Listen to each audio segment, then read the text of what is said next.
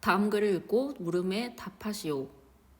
법질서 아래에는 관계의 종류에 따라 적용해야 할 법의 분야가 달라지는데 법의 대표적인 두 분야에는 형사법과 민사법이다.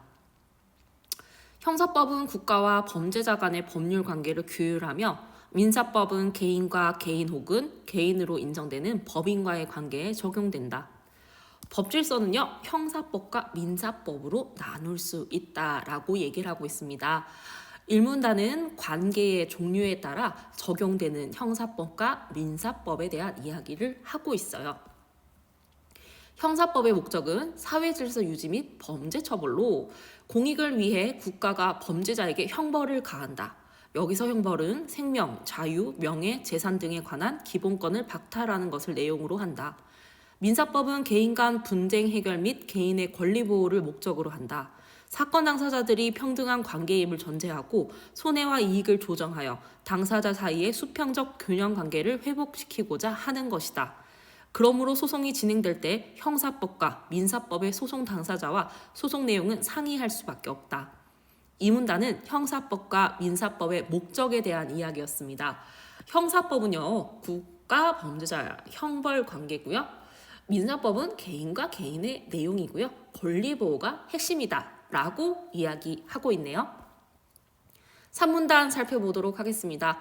형사소송의 당사자는 검사와 피고인으로 공익의 대표자인 검사가 범죄 혐의가 있는 자를 피고인으로 기소하며 소송이 시작된다. 이때 기소란 검사가 특정 형사사건에 대하여 법원에 심판을 요구하는 일이다. 피고인의 유죄 입증은 검사가 담당하고 피고인은 변호인을 통하여 반박할 수 있다. 법원은 검사의 입증과 피고인의 반박을 토대로 피고인의 범죄 성립 여부 및 잘못의 정도를 따진 후 합당한 벌을 내린다. 이때 어떤 두 사람이 같은 종류의 범죄로 기소되었더라도 동기, 정황, 피해자의 합의 여부 등을 고려하여 형량이 결정되므로 두 사람의 최종 선고형은 달라질 수 있다. 그리고 검사가 피고인을 기소하면 소송이 시작되는 것이 원칙이다. 하지만 예외적으로 피해자가 처벌을 원하지 않으면 국가가 나서 규율하지 않기로 정한 폭행죄, 모욕죄 등의 경우에는 소송이 진행되지 않을 수 있다. 자, 그러면 원하면 소송이 진행된다라는 말이 되겠죠. 3문단은 형사소송의 당사자 및 내용에 대한 이야기였습니다. 자, 검사가 피고인에게 얘기하고 원칙은 기소하고 소송하는 것인데요. 예외는 폭행죄와 모욕죄가 있다라고 선생님이 이렇게 정리를 해두었으니 잠시 멈춤을 하고 필기를 하는 것도 추천을 합니다. 민사소송의 당사자는 원고와 피고로 피해자라고 주장하며 소송을 제기한 개인이 원고가 되고 가해자로 지목된 상대방은 피고가 된다. 이때 각 당사자는 모두 소송 대리인인 변호인을 쓸 수 있다. 민사소송의 당사자들은 자신에게 유리한 법규를 근거로 하여 자신에게 책임이 없다는 사실을 입증해야 한다. 만약 입증해야 할 사실을 입증하지 못하는 경우 법원은 해당 당사자에게 불리하게 판단할 수밖에 없다. 민사소송은 형사소송과 달리 두 당사자가 손해와 이익을 적절하게 타협하면 바로 소송이 종결된다. 3문단은요, 민사소송의 당사자 및 내용에 대한 이야기였습니다. 5문단. 형사법과 민사법은 서로 다른 분야인 만큼 하나의 사건이 더라도 그중 한 분야에서만 또는 두 분야 모두에서 문제가 될 수도 있다. 만약 갑이 을에게 맞아 갑이 다쳤다는 하나의 사건이 있다고 가정해보자. 이때 검사가 법원에 을을 상해죄라는 법규로 처벌해달라는 형사소송을 제기할 수도 있고 갑이 을에게 치료비와 위자료를 청구하는 민사소송을 제기할 수도 있다. 하지만 하나의 사건이다 하더라도 똑같은 결론이 도출되지 않을 수 있다. 소송마다 입증해야 하는 사실관계가 다를 수 있을 뿐만 아니라 입증의 정도도 다르기 때문이다. 5문단은요, 형사법과 민사법의 적용 사례에 대한 이야기였어요. 6문단이 굉장히 기네요. 형사소송은 법관으로 하여금 합리적 의심을 할 여지가 없을 정도의 강한 입증을 요구한다. 즉, 증거가 기소 내용이 진실하다고 확신하게 하는 증명력이 부족하다면 피고인에게 유죄의 의심이 간다고 하더라도 피고인의 이익으로 판단한다. 이는 무죄 추정의 원칙, 즉 형사소송법 275조의 2에서 피고인은 유죄의 판결이 확정될 때까지 무죄로 추정된다라는 법규를 근거로 하기 때문이다. 따라서 형사소송에는 100을 기준으로 검사의 유죄 입증 정도가 51이라면 유죄가 될 수 있다. 10사람의 범인을 놓치는 한이 있더라도 한 사람의 죄 없는 자를 벌해서는 안 된다는 법원은 이를 뒷받침한다. 그래서 흉악한 범죄를 범한 혐의로 중형을 선고받은 피고인이 상급심에서 무죄를 선고받기도 하는데 여기서 무죄는 반드시 피고인의 결백을 의미하지 않는다. 반면 민사소송에서는 통상인이라면 의심을 품지 않을 정도의 입증을 요구한다. 이는 어떤 사실이 있었다는 점을 인정할 수 있는 개연성을 증명하는 정도로 해석된다. 결국 법원은 원고와 피고의 증거를 바탕으로 신뢰할 만한 증거를 누가 더 많이 제시하는가를 기준으로 판단한다. 만일 원고와 피고의 입증 정도가 51대 49라면 원고의 손을 들어주게 된다. 육문단은 형사소송과 민사소송의 입증 정도 차이를 얘기했네요. 자, 형사법은요, 강한 입증이 필요하다라고 얘기했고요. 민사법은 개연성을 증명하는 정도의 입증이 필요하다라고 이야기하고 있습니다. 윗글에서 사용된 설명 방식으로 적절하지 않은 것은 첫 번째, 용어의 개념, 기소란 이렇게 이야기하면서 사용하고 있어요. 맞는 설명이 되겠고요. 무슨 조라는 거 인용하고 있죠. 맞습니다. 문제 상황을 가정해서 다른 분야에 적용하고 있습니다. 뭐뭐 한다면 이란 부분이 있었죠. 원칙과 예외도 적혀 있었습니다. 정답은요 5번이었습니다. 절충이란 단어를 정확하게 알고 있으면 답을 맞출 수 있었을 텐데요. 절충은 조절한다 라는 뜻이었어요.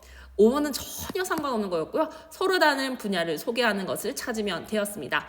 적절하지 않은 것은요. 정답은 5번입니다. 윗글을 이해한 내용으로 적절하지 않은 것은 정답은 3번이었습니다. 피해자가 가 아니라 피고인이라고 바꿔야 되겠죠. 나머지 것들도요. 문장을 이렇게 잘라보면서 보면은 주어가 누군지 살펴서 보면은 조금 더 쉽게 읽을 수 있으리라 생각을 합니다. 추론 문제가 되겠네요. 기억의 의미를 추론한 것으로 가장 적절한 것은 이라고 되어 있네요. 정답은 5번이었는데요. 5번 먼저 살펴보도록 할게요. 범죄 사실이 확실하게 입증되지 않았음에도 처벌을 받아 개인의 기본권이 침해되는 경우를 방지하기 위한 것이겠군. 그렇습니다. 아까 무엇이라고 적혀있었죠? 네, 한 명의 죄가 없는 자를 벌하는 것을 막기 위해서 있다라고 이야기했었습니다. 그렇습니다. 가장 적절한 것은요 5번을 고를 수가 있겠고요. 1번부터 4번까지 한번 살펴보도록 할게요. 1번, 피고인과 피해자의 타협이 이루어지기 전까지는 피고인을 무죄로 간주해야 된다는 것이군. 여기서는요 타협 여부와 관련이 없습니다. 무죄로 간주는 확실하게 입증 전까지 무죄로 간주하는 것이었죠. 2번 살펴볼까요? 재판 과정에서 개인의 재산상 피해가 발생하더라도 국가는 사회질서 유지를 우선시 아닙니다. 한 명의 개인이라도 잘못된 판결로 피해를 받지 않도록 해야 되겠죠. 선진 한번 살펴보도록 할게요. 잘못된 행위를 하더라도 그 행위와 관련된 법규가 없다면 검사가 해당 내용으로 기소할 수 없다는 것이겠군. 일리가 있지만 기획의 내용이 아니겠습니다. 선진 4번 살펴볼게요. 재판에서 피고인은 자신에게 불리한 사실과 관련한 질문에 답하지 않을 수 있는 권리를 지니고 있다는 것이겠군. 내용은 맞지만 추론의 내용이 아니겠습니다. 정답은요 바로 5번이었습니다. 보기의 기읍과 니은은 동일한 사건을 바탕으로 제기된 소송이다. 윗글을 바탕으로 보기를 이해할 때 적절하지 않은 것은 사례 적용 문제가 되겠네요. 보기 먼저 살펴볼게요. 운전 중이던 A는 도로에 쓰러져 있던 B를 밟고 지나갔으나 이를 인지하지 못했다. 검사는 A는 피고인이 되겠죠. 주의 의무를 위반하는 과실을 범해 B를 밟았다고 판단하고 A를 기소했다. 하지만 여기가 중요해요. 구조가 복잡하여 도로 환경이 열악했다는 점을 고려하면 이걸 고려했다는 거죠. 주의 의무 위반으로 인해 사고가 났음을 인정하기 어렵다며 무죄가 선고되어 확정되었다. 니은 이후 B는 A가 가입한 보험사에 손해배상 민사소송을 제기했다. 보험사는 A의 형사소송 판결을 증거로 제출했다. 즉 개연성을 증명 정도로 입증하지 못했다라고 볼 수가 있겠습니다. 이 사건은 손해배상 면책 사유에 해당된다고 맞섰다. 법원은 A가 도로의 사람이 다닐 가능성을 염두에 두어 안전하게 운행할 의무가 있었고 제출한 증거로는 해당 사실을 입증하기에 부족하여 B에게 보험금을 지급하라고 판결하였다라고 되어 있습니다. 정답은요 바로 4번이었습니다.